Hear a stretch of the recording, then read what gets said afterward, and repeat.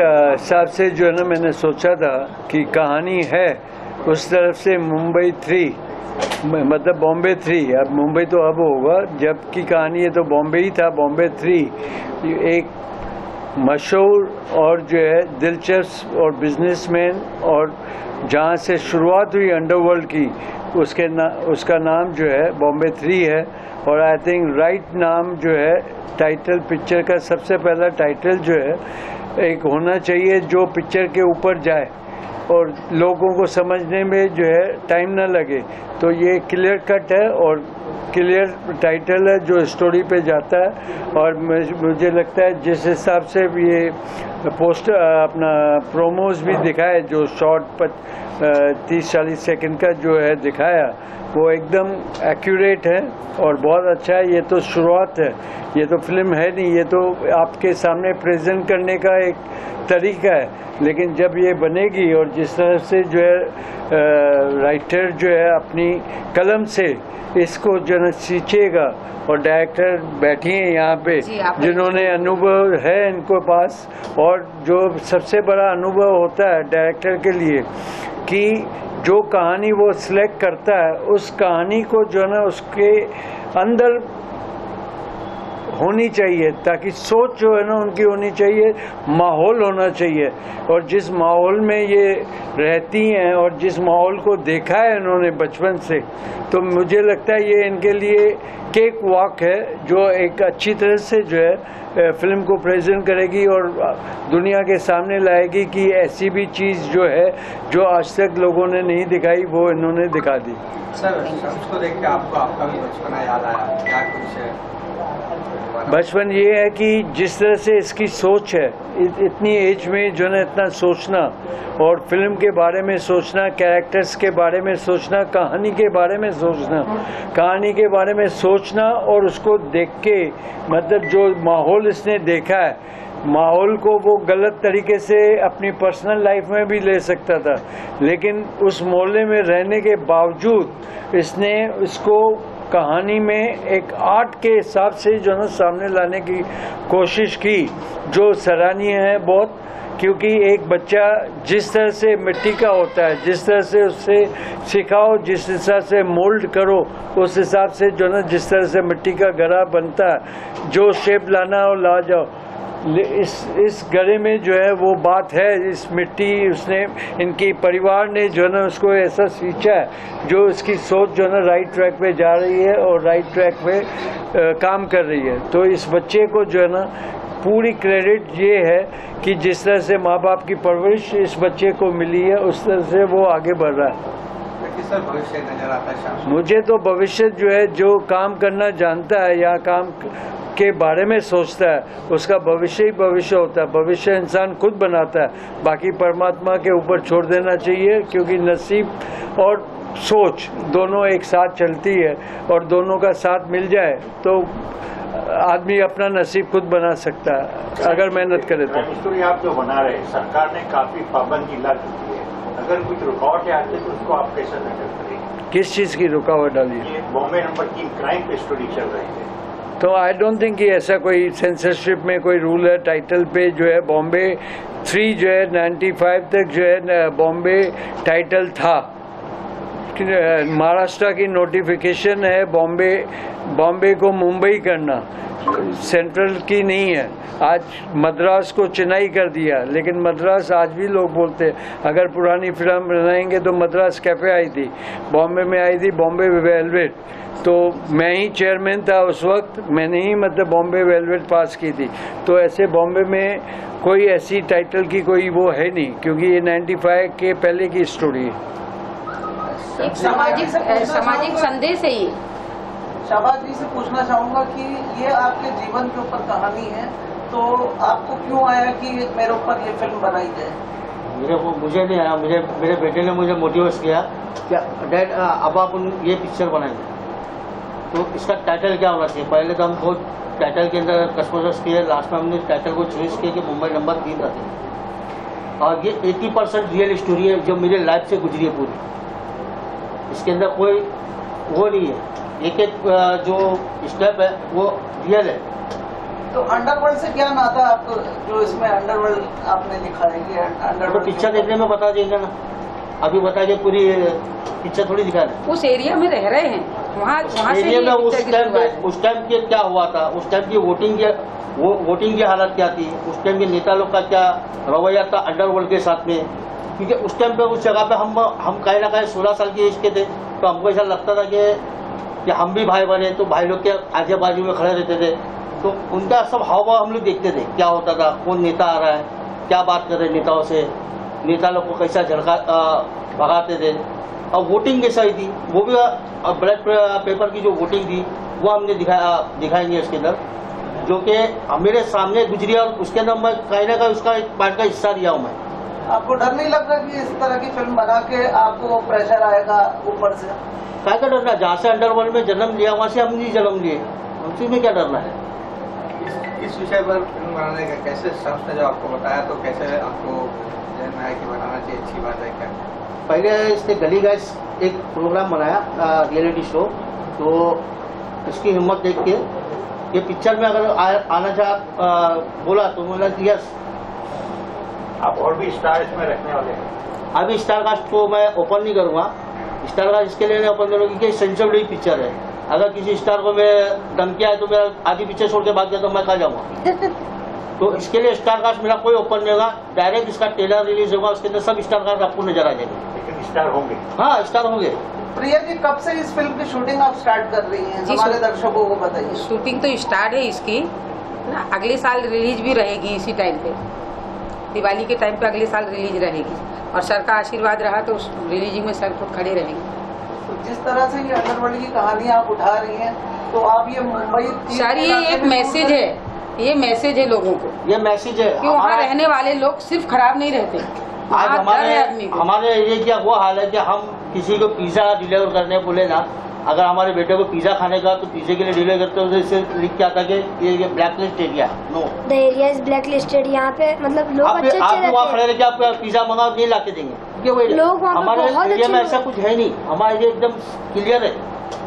वो जो 90 के अंदर जो चलता था वो चलता था, अब नहीं है। अब तो वहाँ पे क्राइम नाम का जीरो नाम का क्राइम है उधर। जैसे सर ने अभी बताया शम्स, आपके रोल के बारे में बताइए, किस तरह का आपका रोल है इसमें? मैं एक ऐसा चाइल्ड इसमें रोल प्ले कर रहा हूँ।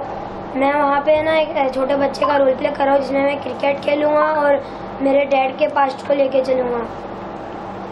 जी, कैसे मन में आया कि कैसे आपने कॉन्सेप्ट बताया कि इसमें फिल्म बनी थी, क्या क्या दिक्कतें आपको फेस हुई से? मैं एक दिन रात में सो रहा था तो डैडी बाजू में थे, तो मैं पूछा अब आपका पास्ट कैसा था, तो अब्बा ने पूरी स्टोरी बताया। फिर मैं 2-3 दिन सोचा, फिर मैंने अब्बा को कॉन्सेप्ट दिया और एटलीस्ट मैंने 24 आवर्स की रिसर्च की थी, पूरा एनालाइज किया, पूरी स्टोरी को लेके देखा, मैंने पूरा एनालाइज किया। फिर मैंने ऐसा अब्बा को बताया तो अब्बा ने बोले हाँ अच्छा आइडिया, चलो बनाते हैं। प्रिया जी, आप डायरेक्ट कर रही हैं, कितना मुश्किल या चैलेंजिंग है ये जी बनाना, कितना मुश्किल है या चैलेंजिंग है इस तरह की? देखिए सर, एक सर के आशीर्वाद के और सर के हाथ के नीचे हम काम कर रहे हैं, इसलिए चैलेंज तो हम कोई भी एक्सेप्ट करते हैं, चैलेंज हम किसी के लेते नहीं हैं, चैलेंज देते हैं सिर्फ। और डायरेक्शन हमने बहुत किया है, पर अब जो डायरेक्ट करेंगे उसको हम सही डायरेक्टर मानते हैं कि अब हम डायरेक्टर बनेंगे। कहाँ का लोकेशन आपने? जी, मुंबई 3 का लोकेशन रहेगा, तीनों गलियों का, सिंधी गली, चोर बाजार, मटन स्टेट। म्यूजिक का भी स्कोप होगा, कुछ गाने होंगे फिल्म में? जी, गाने भी हैं, गाने रिलीज बन चुके हैं, हो चुके हैं। टीजर देख के लग रहा है ऐसा कुछ कंट्रोवर्सी होगा, ऐसा है कुछ? ये तो आगे देखेंगे आप लोग तो समझ में आए। मैं हरीश पटेल से सवाल पूछूंगा, फिर आपने कैसे लिखी और क्या क्या इम्प्रूवमेंट लाए उसके अंदर?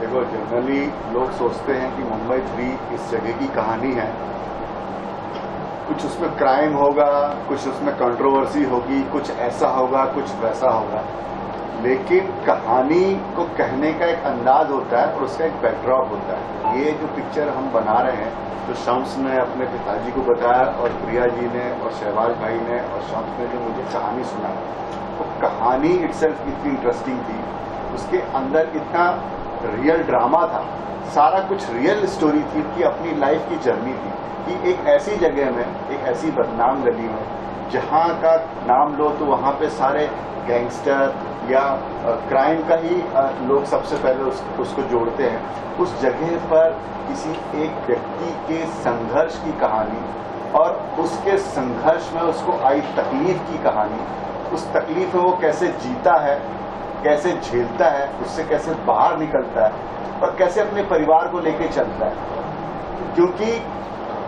संघर्ष इतना आसान नहीं होता किसी ऐसी जगह में जहां की जगह जो ऑलरेडी बदनाम हो जाए। आपके पीछे एक टैग चल रहा है कि आप मुंबई 3 में रहते हैं, मुंबई 3 में रहते हैं मतलब आपके पीछे पीछे वो चल रहा है परछाई की तरह कि वो पूरा का पूरा जो बदनाम गली का बदनामी है वो आपके पीछे चल रही सरनेम के जैसी, और उससे आपको लड़ना है, लड़के अपने आप को स्टैब्लिश करना है, अपने परिवार को संभालना है, अपने बच्चे को स्टैब्लिश करना है। और कैसे एक बच्चा अपने परिवार के साथ अपने पिता की देखभाल में कैसे आगे बढ़ता है, कैसे अपने लक्ष्य को हासिल करता है, ये स्टोरी उसके ऊपर है।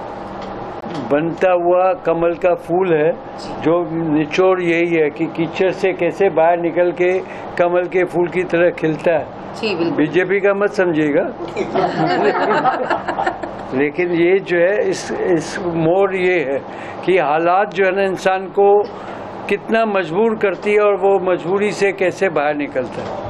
इसके अंदर ये एक मुस्लिम लड़का मुंबई नंबर 3 का एक हिंदू लड़की से जाके एमपी के अंदर मतलब कट्टर संगठन कहानी मत बताइए, हिंदू लड़की से शादी करके इधर आज तक के उनकी जर्नी बताने का नहीं बताने की।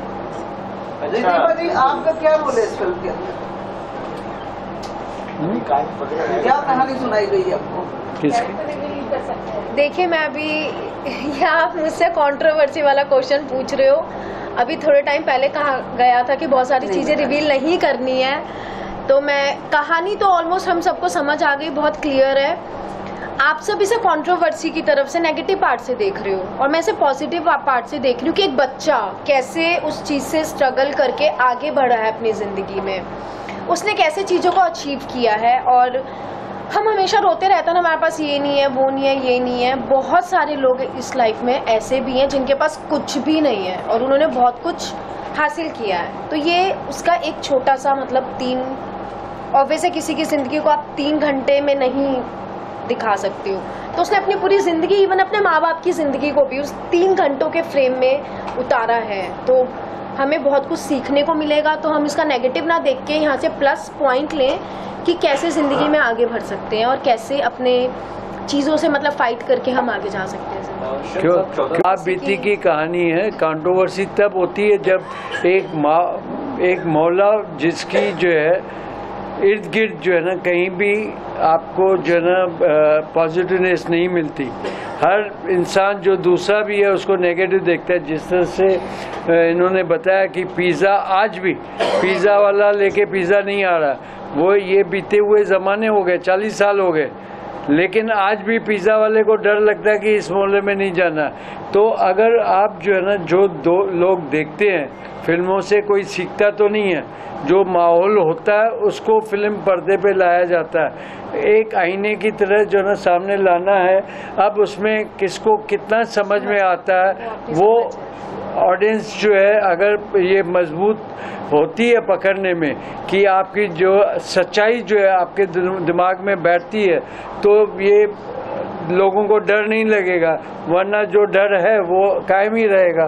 तो इस तरह से जो है फिल्में आईने की तरह जो ना सामने लोगों के पेश होती है और इस तरह से सच्चाई दिखाना अपने तरीके से अपनी कहानी डाल के, ये मतलब कंट्रोवर्सी का विषय है ही नहीं। कंट्रोवर्सी होती तब है जब आप दूसरे को नेगेटिव दिखा के अपने को पॉजिटिव दिखाओ। हमको लोगों ने नेगेटिव किया, अब कैसे पॉजिटिव होंगे वो कहानी है।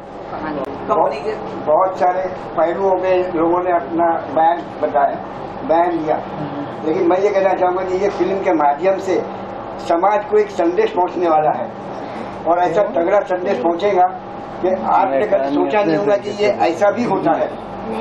मैं आपको एक बात बताऊं कि आप क्राफर्ड मार्केट से लेकर के 7 बस्ता, ये पूरा मुस्लिम इलाका है। ये गारंटी के साथ कहता हूं मैं कि अगर रात में 2 बजे कोई लेडी अकेली क्राफर्ड मार्केट से लेकर के 7 बस्ते तक जैकब सर्कल तक भी जाएगी, किसी की मजाल नहीं है कि उसको छुए या उसको छेड़े। ये संदेश जा रहा है कि ये इतना बदनाम इलाका नहीं है कि जितने के लोगों के दिमाग में बैठा हुआ है। It is the safest area of Mumbai. और मलबार हिल कब पर ब्लू विले वाले स्कीम के लोगों ने करोड़ों का घोटाला किया है, उनके ऊपर कोई कार्रवाई नहीं है। और यहाँ पर लोगों को लोन देने के लिए सरकार जो है ना कैसे कैसे रवैया अपनाती है वो आप इस फिल्म के माध्यम से देख सकते हैं। शॉपिंग किया शायद मैंने इससे पहले गली गाइस हम है गली गाइस के ऊपर काम किया था। मेरे हिसाब से नाज़िमा आंटी और वसीम अंकल के प्यार के जो बहुत ज़्यादा आगे गया था वो, मैं बहुत थैंक यू बोलना चाहता हूँ उनको। मुंबई 3 में कितनी तैयारी? बहुत तैयारी किया हूँ मैं, बहुत एनालाइज किया हूँ। 24-24 घंटे मैंने बैठ के एनालाइज किया हूँ। सोया कब आप? टाइम निकाल के सो लिया बस बीच में। जगह पे मैं पैदा हुआ और वही जगह पे अंडरवर्ल्ड ने जन्म लिया। मेरे को वो जगह से डरने की जरूरत नहीं है। और हिंदुस्तान के संविधान में कहाँ लिखा है सच बोलना और सच दिखाना झूठ है, जुर्म है। मैं सब सामने पेश करूँगा। जब हिंदुस्तान के लोगों को करने में शर्म नहीं तो मेरे को दिखाने में मैं क्यों शर्माऊँ।